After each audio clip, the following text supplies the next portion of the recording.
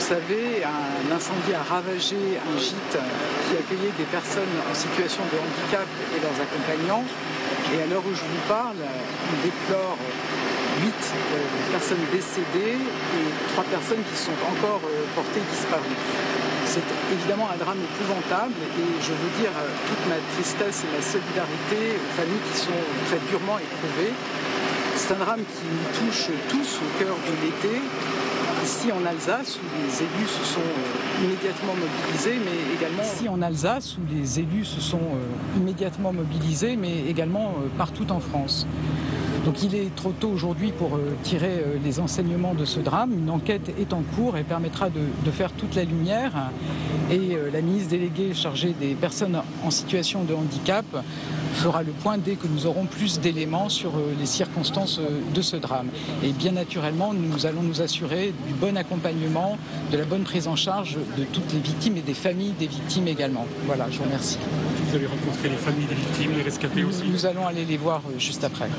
Sur les circonstances, il est trop tôt pour les évoquer? Absolument. Je ne sais pas si Madame la procureure adjointe veut dire quelque chose, mais je pense que c'est très tôt pour se prononcer et on va laisser l'enquête se dérouler. Est-ce qu'à votre connaissance, il était dimensionné pour accueillir 28 personnes? Je ne vais pas me prononcer sur le sujet. Je pense qu'on va laisser l'enquête se tenir. Voilà. Bien. Je vous remercie. Voilà, courte prise de parole de la Première ministre, vous l'avez compris, donc à Fessenheim, lieu du drame de ce matin où on le rappelle, donc un incendie s'est déclaré dans un gîte pour personnes en situation de handicap. La Première ministre parle de 8 morts et de 3 disparus alors qu'on avait un bilan de 9 morts et la vice-procureure qui prend la parole là. Des causes de la mort, des 11 individus, on peut le dire aujourd'hui, qui ont été malheureusement retrouvés dans les décombres de cet incendie. Incendie dont je sais que vous attendez tous l'origine, qui serait vraisemblablement pour le moment un feu qui a couvé. Alors on ne peut encore évidemment pas déterminer les causes de ce feu couvant, mais au regard de l'embrasement de ce bâtiment qui, comme vous l'avez vu, est en partie en colombage, c'est du bois qui a effectivement dû mettre quelques heures avant de réellement s'embraser, ce qui est pour aujourd'hui en tout cas une certitude sur le feu qui couve. Les gens ont eu du mal à s'échapper du fait de la configuration des lieux ou par leur handicap peut-être? Alors à ce stade on ne sait pas. On sait que effectivement c'est le 2e étage. Les gens qui étaient à l'étage qui ont eu des difficultés pour sortir, c'est là que les principaux corps ont été retrouvés. Une autre certitude, c'est que malheureusement on ne pourra pas entendre pour le moment en tout cas de témoins dans cette affaire. Donc on ne sait pas exactement quelles sont effectivement les raisons pour lesquelles ils ont été piégés par ces flammes, dont j'insiste, le feu a couvé. Il va y avoir une autopsie, les corps seront transférés à Strasbourg. Voilà, effectivement. Alors, pour le moment, c'est l'IGCRN qui est sur les lieux avec la médecine légale de Strasbourg. Ce soir, des scanners tous les corps vont être passés au scanner et puis on devra ensuite faire de l'ADN. Je sais que évidemment les familles sont en attente de connaître la réelle identité des défunts. On espère être sur un délai entre 48 heures ou lundi au plus tard. Est-ce que la propriétaire du gîte a été entendue? C'est en cours. Et est-ce que ce gîte est dimensionné pour accueillir 28 personnes? Alors, vous vous en doutez, c'est précisément les questions qu'on se pose pour retenir éventuellement des responsabilités pénales. En quel cas on basculerait effectivement en homicide involontaire. Vous vous en doutez, elle a été extrêmement choquée. C'est elle qui déclenche l'alerte. C'est elle qui entend malheureusement aussi les victimes crier au secours. Et avant en tout cas midi 13h, elle n'était pas en mesure de répondre aux questions qu'on avait à lui poser. Les investigations sur le gîte, dont on sait aujourd'hui que c'est un bâtiment composé effectivement de 2 gîtes, un au rez-de-chaussée, un à l'étage, sont également en cours pour savoir s'il répondait à toutes les normes de sécurité idoines à l'accueil des publics. Donc la propriétaire elle-même dormait sur place? Elle dort juste en face. Elle est propriétaire du gîte, mais elle a une maison qui est en face. Il y avait deux groupes différents qui étaient... Il y avait deux groupes différents, donc c'est effectivement des handicapés mentaux légers qui séjournaient ici en séjour de vacances, encadrés par des animateurs d'associations spécialement requises pour animer leur activité. Est-ce qu'à votre connaissance, il y a une alarme incendie à l'intérieur? On ne sait pas. Là, en l'état, vous voyez bien le bâtiment, ça va nécessiter... Notre priorité a été d'abord de retrouver les corps. Il y avait un groupe à l'étage et un groupe au rez-de-chaussée. C'est ça, absolument.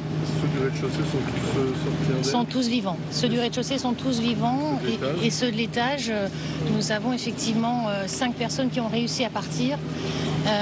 Les 11 autres sont décédés. C'est un gîte privé, absolument. On ne sait pas. On ne sait pas encore. Alors, ce qu'on sait aussi, c'est que les deux associations, l'une est de Besançon, l'autre de Nancy, mais que les résidents, les pensionnaires, venaient d'établissements Grand Est. Grand Est. On cherche à les identifier, monsieur, donc précisément, c'est compliqué, effectivement. Ouais. Quel est l'âge des victimes potentielles, madame? Pardon? Quel est l'âge des victimes potentielles? Je ne sais pas. Le recensement sont des jeunes majeurs, beaucoup, et donc le travail d'identification est en cours, comme disait madame le procureur. C'est pour ça que c'est un travail qui est vraiment pas à pas au niveau de la gendarmerie. L'idée, c'est vraiment de travailler sur du factuel, un travail de minutieux, et déjà l'important, l'axe de travail, c'est vraiment l'intervention de l'IRCGN, donc l'Institut de recherche criminelle de la gendarmerie, pour vraiment poser factuellement les éléments et identifier les personnes.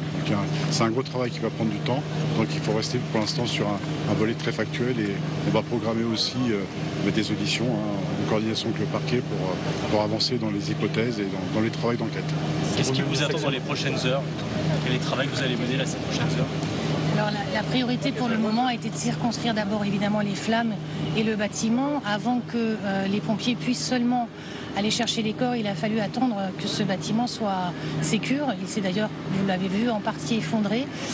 Donc la priorité à ce stade, elle est j'ai envie de vous dire, elle est concomitante à l'identification des victimes, mais aussi des responsabilités sur la prise en charge de ces personnes dans ce lieu. À la fois la personne qui loue, mais à la fois ceux qui accompagnent. Les 11 corps ont été retrouvés. Oui. La propriétaire, dans quel cas? Dans le cadre des recherches des causes de la mort. Donc pour le moment, en qualité de témoin. Est-ce que le site accueillait davantage de personnes? C'est évidemment la question qu'on se pose là-dessus. Les investigations vont effectivement, on l'espère, porter leurs fruits. Je vais demander vos noms, prénoms et fonctions respectives.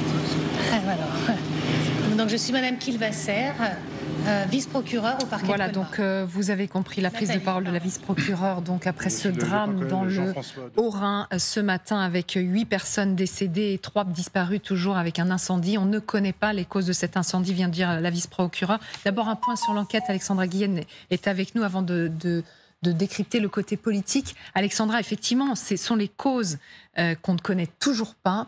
Quelles ont été les circonstances de ce drame? La vice-procureure vient d'en parler. Pour le moment, l'enquête est en cours. Oui, alors ce qu'on retient, c'est que c'est la propriétaire elle-même qui a donné l'alerte à 6h33 ce matin, comme quoi le gîte dans lequel elle hébergeait 28 personnes était en proie aux flammes. Plus de 300 mètres carrés sur les 500 mètres carrés sont partis en fumée. Sur ces 28 personnes qui étaient présentes, 17 ont pu par leurs propres moyens sortir de ce bâtiment. 11 autres, en revanche, se sont retrouvés prises au piège. On rappelle que c'est intervenu très tôt ce matin dans leur sommeil. Ces 11 personnes, la première ministre qui vient de faire un petit point face à la presse, eh bien, nous dit qu'il y en a 8 décédés et 3 qui sont toujours portés disparus. La vice-procureure qui vient également de prendre la parole, vice-procureure de Colmar, a affirmé qu'une enquête était ouverte pour recherche des causes de la mort, car l'origine, pour l'instant, reste inconnue. Il est trop tôt pour se prononcer. L'incendie, précise-t-elle tout de même, serait vraisemblablement lié à un feu qui a couvé dans cette maison. Toute l'étape suivante désormais, une fois que tous les corps auront été extraits de ce bâtiment, eh bien, ça va être de déterminer